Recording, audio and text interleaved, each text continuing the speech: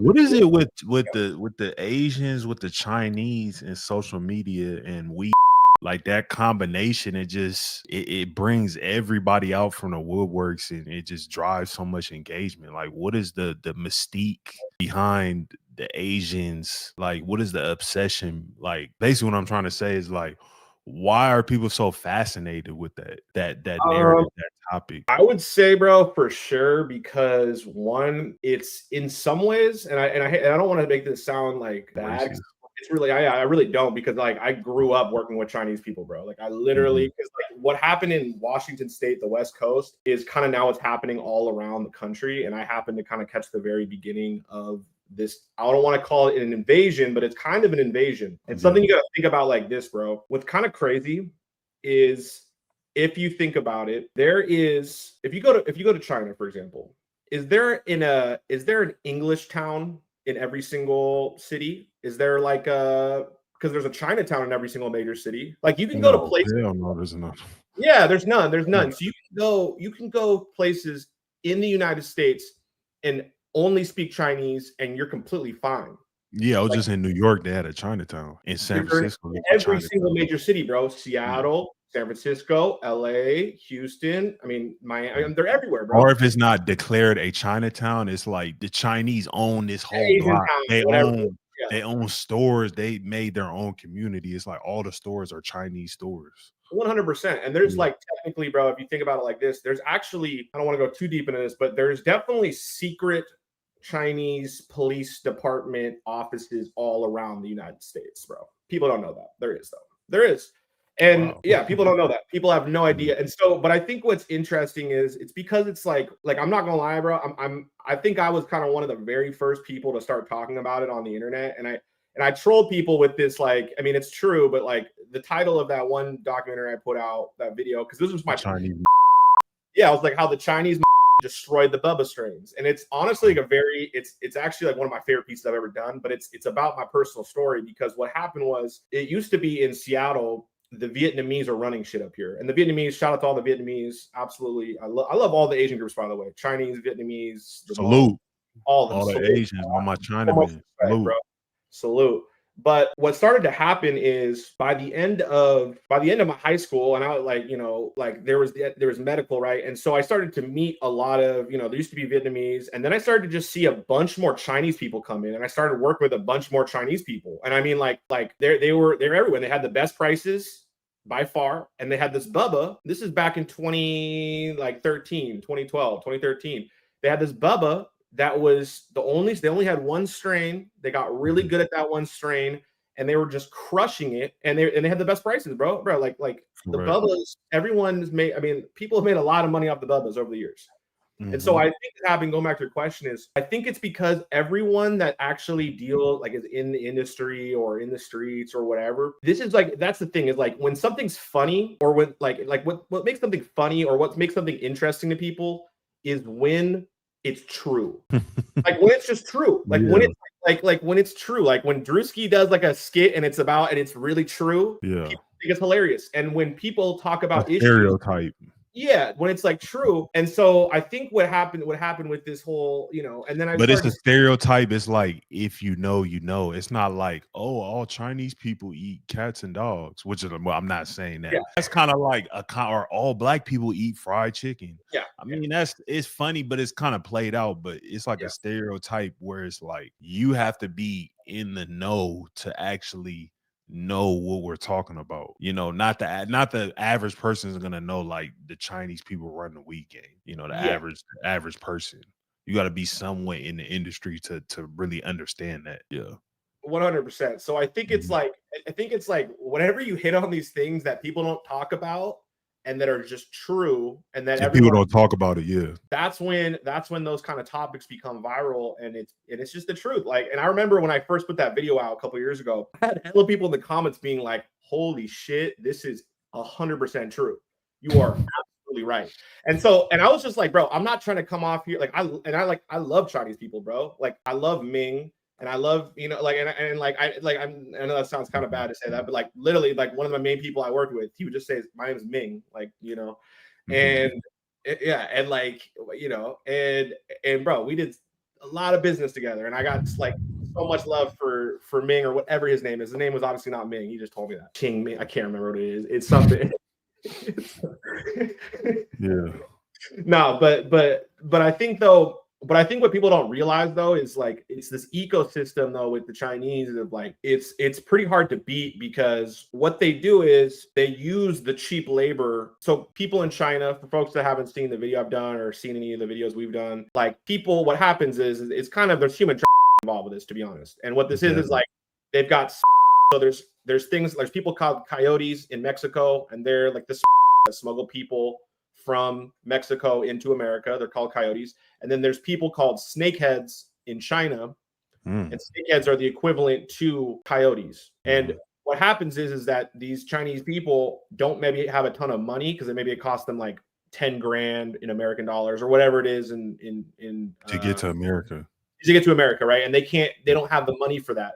So how do they get that? So they say, okay, yeah, these snakeheads come to them. Okay, hey, we have work for you, right? We have work for you, and they may. And sometimes, bro, I've heard stories like this where they don't even realize it's to do with the industry. They actually just they see an ad in China saying, hey, if you want to work in America doing like a computer desk job, like there's some nefarious things happen, and then you get finesse when they get here. Yeah, and then they're like, okay, you're stuck in this, and so there's some dark aspects to this, bro, that are not the best in my mind, and I don't think that they're good in any means because that's literally forced human right to a certain degree. Now, and so, but it's a system of like, okay, so you've got super cheap labor that pretty much indentured servants to work off of a debt that may take 5 years to work off or whatever the amount takes to work off. So you've got a bunch of influx of cheap labor. You then put them to, and then, these different, characters, folks or whatever you want to call them, label them, triad. They then have a bunch of these grow houses all around the country or operations all around the country. They put all these people that are literally, these are people that owe them money that are working off their debt to them. So they got free labor that they're now growing 1 or 2 or maybe 3 types of strains that are high, like really good at yielding.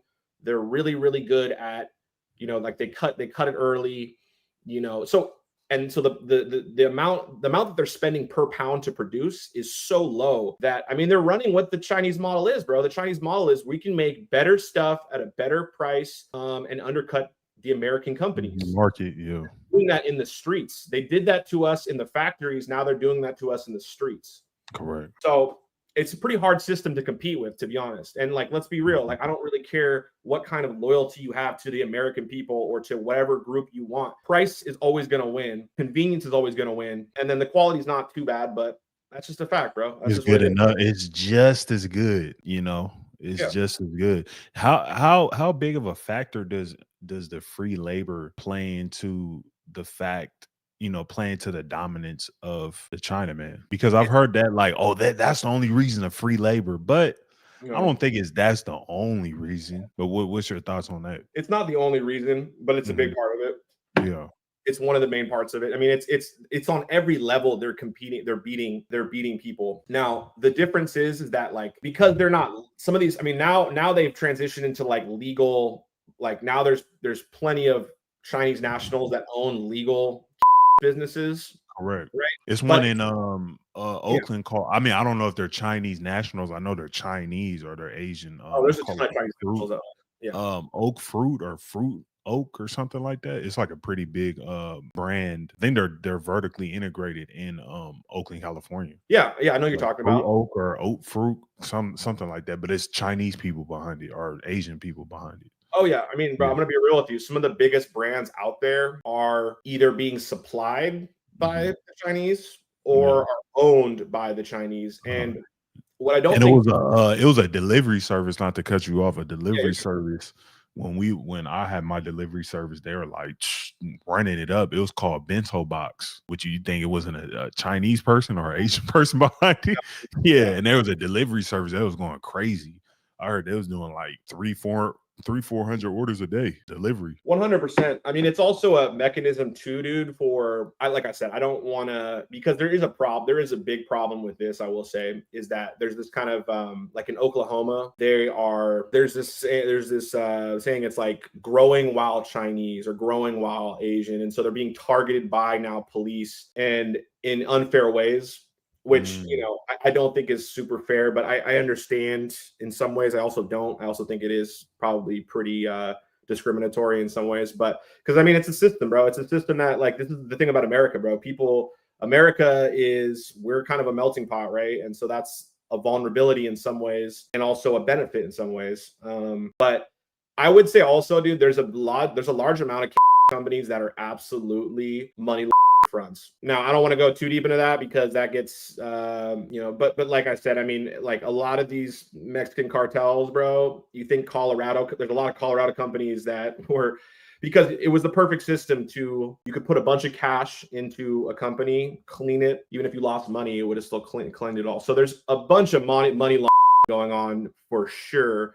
And there's a close connection between China and Mexico. And I mean, there's plenty of stories there we can get into, but there's that as well. So, and bro, the system that the Chinese have set up now, I mean, we're going a little deep here, but this is important stuff in my mind, is the system the Chinese has figured out is, I mean, like the United States is the capital of money laundering, but a big part of that money laundering is run by the Chinese, because the Chinese have these self-contained banks in every single major country, or a lot of major countries. So what will happen is, like, somebody like in New York, right? You're just in New York, right? There's like some of these, there's these, and I've seen somebody cover this before, but there are these different, like, pretty much illegal banks that are there that just have East West Bank. That's like a Chinese bank. I got a business account with them, but it's a Chinese bank. Like when you call the customer support, it's like a Chinese person that answers, and it's like they have like American side and like a China, like on the front page of the website, like it's easily accessible to get to the Chinese side. Like it's why it's a Chinese bank, like, or an Asian bank. Yeah. 100%. And the thing that's what I think everyone needs to realize is that America has this too, but every country, there's two different sets of order. Mhm. There's the legal law, and that's where the police come in, that's where the government comes in.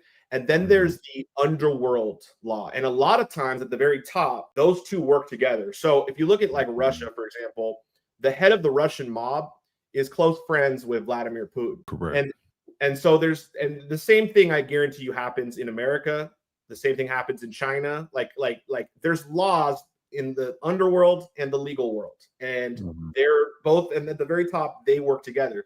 Now, going back to the Chinese thing, like there's the legal banks, right? And then there's the illicit banks. And in China, or in America, there's these Chinese companies, these Chinese groups that, like, let's say you need like $10 million, let's say you make a shipment, let's say to another country, and you need to move money, but you don't know how to move it between each country, that amount, right? You go to these Chinese groups, you go, hey, I need 10 million in, let's say you send something to Vienna, right? And then, but you need the money back in the United States. There's these independent groups in, like, for example, let's say there's one in, like, or let's say Germany, right? There's a Chinese group in Germany. You give, like, the person that you send the packs to in Germany will take that money, and then they'll call their friends in New York. They go, hey, we got 10 million. You need to give 10 million to these people. They'll have their own separate cash there. They'll then give it to you. So they've now become, like, in a lot of ways, the underworld banking system, which is crazy. Like, if you think about it, and the money doesn't have to ever leave any of the countries. There's just a large amount in that. So it's crazy stuff, bro. And so it's interesting, bro. Like, the Chinese are really smart, bro. They have done a lot of things that they've analyzed the last 100 years. And they've looked at, they call it the last decade. They call it their decade of like embarrassment or something. I can't remember the name of it. And it's, I mean, they did. I mean, they got invaded. They got destroyed by the Japanese. There's a bunch of other things. But they really analyzed their history, and they looked at all of the different tactics that were used against them. And they're now switching those tactics and putting them on to other countries. So, for example, is like the Wars of 1912. I think that's what it was. It's when, and this is the British, right? The British are really good at destroying countries. They pretty much got a large amount of the Chinese population addicted to opium. Now, What's the equivalent to that in modern day in America? Man. Crazy, right? So they're now doing the reverse to us, and there's these two different systems, right? There's the legal system and the underworld, and governments at the top, they work together. Let's just keep it a buck. I mean, that's obvious. So yeah, that not no joke, man. Y'all not selling fentanyl. Y'all not selling. Like, all right, man. Nobody's talking about that. It's crazy, bro. And there's a lot. People always want to go against the grain. Yeah, you know, trappers, y'all make 10,000. You know, if you selling, you gonna make 50,000 in a day. So, yeah. right, Well, luckily, there's enough pressure. I know somebody from my school who went to. He's probably I don't know. I have his case, but he was dealing and he ended up somebody's probably gonna do life in jail. I haven't looked into his case, but last I heard, he was already indicted and all that. So, man, well, so yeah, y'all can have that, yeah. And so, and I mean, this model though of like, let's go to the next topic, I think, is like this model of using immigration with, as a tool to then become an insurgency group into new countries and then start to like, for example, the reason why there's a close tie between intelligence and groups or the underworld is like, this is why, for example, when the CIA wants to go into a new country, they're in every country now, but like when they want to go into a new country, what's the first people you want to go and reach out to? It's the groups or the underworld, because they know how to do one thing really well. They know how to smuggle people and things into the country. The best, right? And so that's why there's a close tie between intelligence and these groups or these different underworld groups. And so anyway, but that's a separate thing. And then this kind of goes into the Albanians in the UK